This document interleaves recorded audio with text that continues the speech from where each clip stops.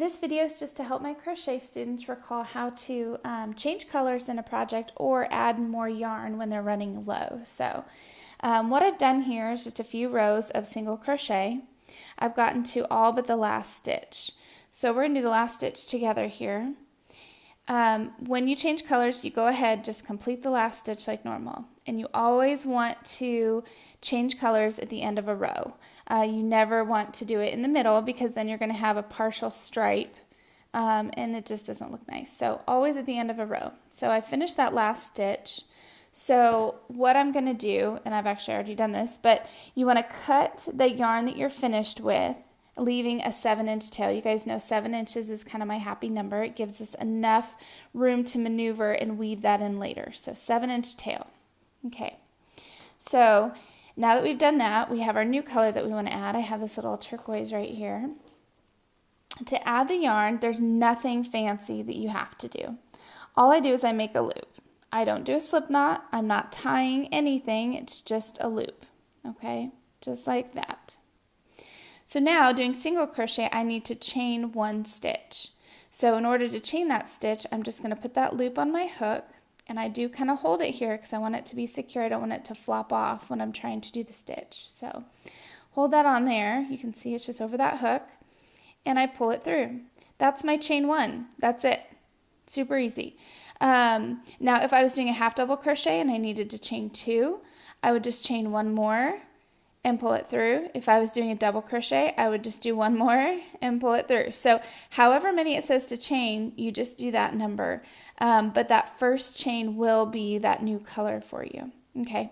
So when I've chained it, I have left a tail here. You guys know, always leave your tails. And at this point, I like to set it down. When I set it down, all I do is I take those two tails and I do a simple overhanded knot. Nothing fancy. I don't double knot it at this point. Just one overhanded knot.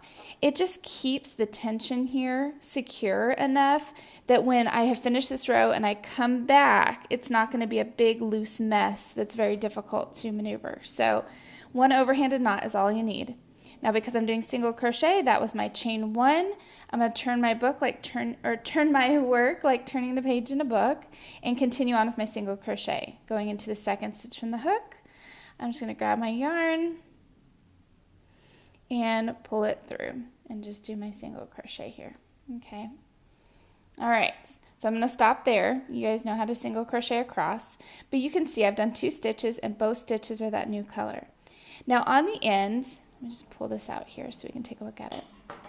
On the end, you're going to see some of the lower color. That's okay. There are crochet techniques to add yarn where it kind of drops this even lower, but here's what I've noticed. So when you do this row in your new color and you come back along, this is the last stitch you're going to do.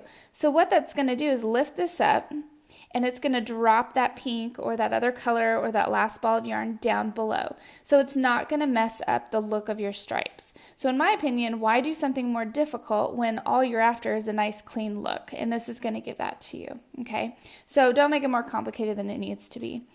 Lastly, this knot here. I want to talk to you about this.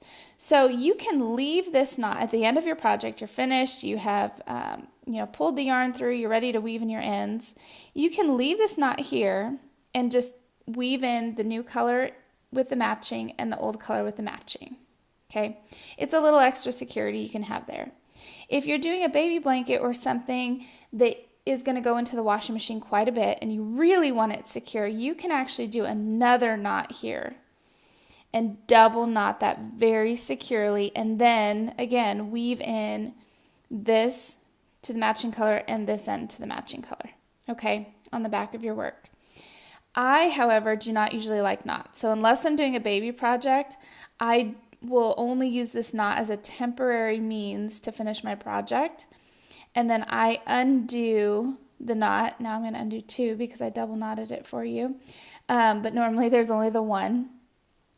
I undo that knot. And I just make sure that I pull this so it's nice and even and my stitch looks pretty. And then I weave it into that color. And then this here, same thing. Pull it, just make sure it looks nice and tidy. And then I weave it in here. okay?